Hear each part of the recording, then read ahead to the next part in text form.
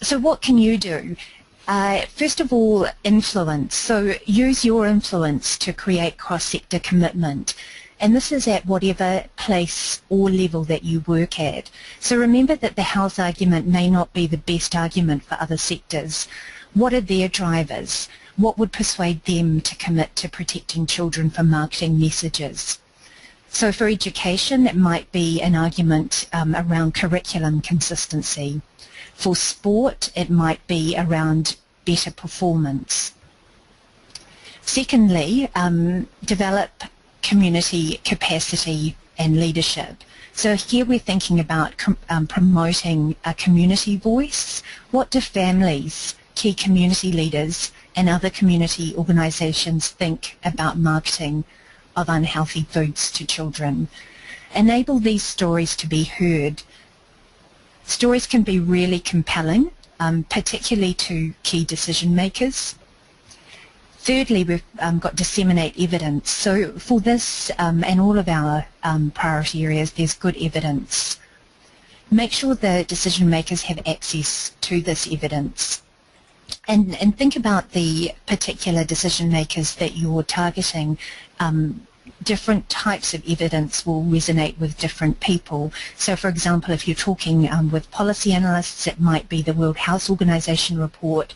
If you're talking with health professionals, particularly doctors, the New Zealand Medical Association policy briefing that's just come out might be persuasive. And for politicians, stories, particularly constituent stories, are particularly powerful. Fourthly, advocate, and so this is advocating for comprehensive legislation, and as I said before, we favour restricting marketing of all foods and beverages to children because we think this is a really clear, simple and achievable target. And lastly, partner with other organisations. So there are lots of organisations who agree with moving this priority area forward. We've seen a great example recently with the New Zealand Medical Association coming out with their policy briefing where they argue for greater protection from marketing for children. So have a think about who might be the partner organisations or people in your particular area of work. Thank you very much, and I'll hand you back to Hayley. Great, thanks Carolyn. We've got a couple of questions from the audience that I will put to you. The first one is around limitations on marketing. Are government agencies exempt? Also, is it possible to limit marketing to all food except fresh fruit and vegetables?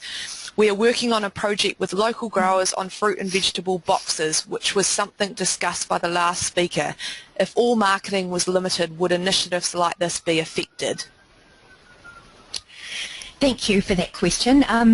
We thought long and hard about this, and I guess the target that we wanted to reach was really the commercial marketing, so it's commercial messages. So we would say that health messages don't fall into that same marketing category as the commercial messages do. So where it's coming from a health agency, and particularly where there can be a partnership here with industry, that wouldn't be included within marketing was our view on that. Great, thanks Carolyn. And just one more from the audience, which may be a little bit difficult to answer at the moment, but any thoughts on how this can link with the Healthy Families Initiative? That's a good question. I think it could definitely be picked up by the Healthy Families Initiative, particularly around the community voices. My understanding of Healthy Families is it's going to be very much family-centred, so I would imagine that there will be a great opportunity to enable those voices of families to come through, and I think that's really powerful for decision makers. It may be that across the Healthy Family centres in New Zealand we could actually make this a priority that runs through Healthy Families. So I think that's a great idea to be thinking ahead to that initiative. Excellent. Thanks, Carolyn. Right, we're going to move on to our third priority area. So finally, I would like to introduce our third priority lead, Rebecca Whiting. Rebecca is the Senior Health Promotion Project Manager at the Health Promotion Agency. Tēnā koutou katoa. Our world increasingly exposes us to environments that demand and encourage us to sit for prolonged periods of time. Changes to the way we work, commute, entertain ourselves, live, recreate and communicate have all resulted in reduced demands on us to be active. Time spent sitting is increasingly displacing daily activity. It is this time spent sitting or sedentary that is now being recognised as potentially detrimental to our health. Sedentary behaviour is different to a lack of physical activity and not simply an absence of moderate to vigorous physical activity.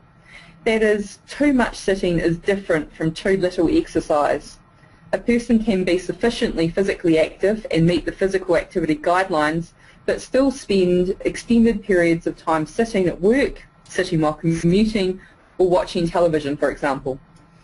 There is an increasing body of evidence that suggests too much sitting is a distinct and independent risk factor for chronic disease, including cardiovascular disease and type 2 diabetes. It appears that both decreasing total sitting time and breaking up bouts of prolonged sitting are important. I was part of a team that worked on the Vision Priority Area 3, Sitting Less or Sedentary Behaviour.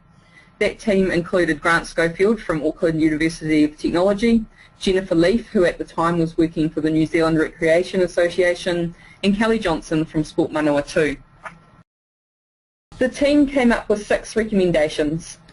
The first recommendation is about language. Let's get our language right. Let's use consistent definitions to describe sedentary behaviour, inactivity and physical activity and the differences between these. The second recommendation is about ensuring New Zealand's physical activity guidelines specifically address sedentary behaviour or too much sitting and differentiate between inactivity and sedentariness.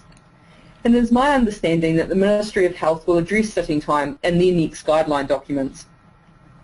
Recommendation 3 is about modifying existing initiatives and advice. Ensuring these initiatives aimed at increasing physical activity also include information on reducing total sitting time and breaking up periods of prolonged sitting. The next 3 recommendations are around research and evidence, because this is still an emerging area with a growing evidence base. We need to ensure that what we do is thoroughly evaluated, that sitting time or sedentary behaviour is measured, and that evidence gaps are addressed. Often, physical activity is measured, but not sedentary behaviour.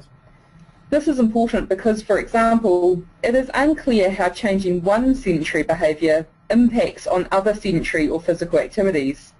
For example, if TV time is decreased, how is that time reallocated? We also need to keep in mind that our recommendations to reduce sitting time should be seen as an addition to and not a replacement for the well-recognised benefits of moderate to vigorous physical activity. So what can you do? Think about your programs and initiatives. Can you address sitting time in these? How can your school, workplace or community support people to sit less and move more? At work, can you provide a stand-up reading area? Can you centralise printers and rubbish bins so staff have to stand up to use them? Can you replace standard-sized tables with higher tables that people can stand at for meetings? Can you schedule stand-up breaks in meetings or workshops? Let's walk the talk and make it okay to stand. Challenge social norms. Help people feel comfortable standing. Can you stand up when talking on the phone while listening to this webinar, for example?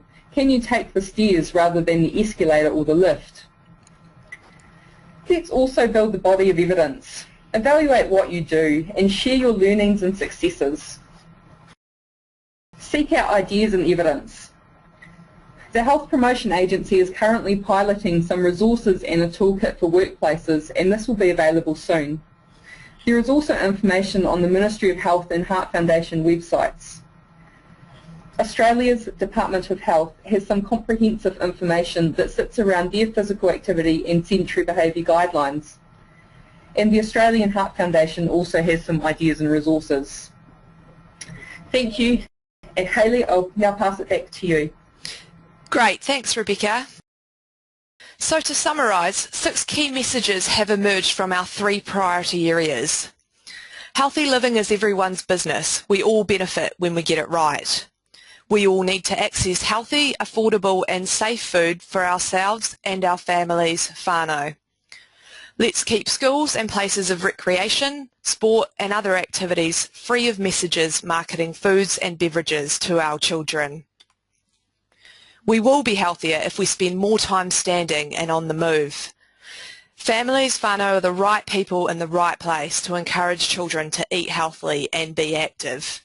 And lastly, by working together we can make a difference. So where to from here? To achieve our vision we need to draw on the expertise, insights, goodwill and resources within our sectors and communities.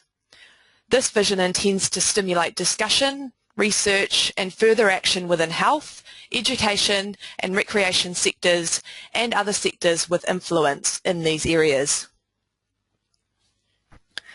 The ANA vision can now be downloaded from the ANA website at the link displayed on your screen. We will also send this around in our next e-update and will continue to keep the sector informed of our progress as we work together towards achieving our shared vision. Finally, ANA would like to acknowledge and thank the leaders of the 3 priority areas, working group members and strategic advisors for their time, commitment and expertise in developing this shared vision. We would also like to thank you, our sector, for your support and input to our shared vision. Lastly, ANA would like to thank the ANA board and ANA members for their support through this journey. Thank you for joining our webinar this morning. If you do have any further questions, please feel free to contact me at hayley@ana.org.nz. This now concludes the session. Thank you.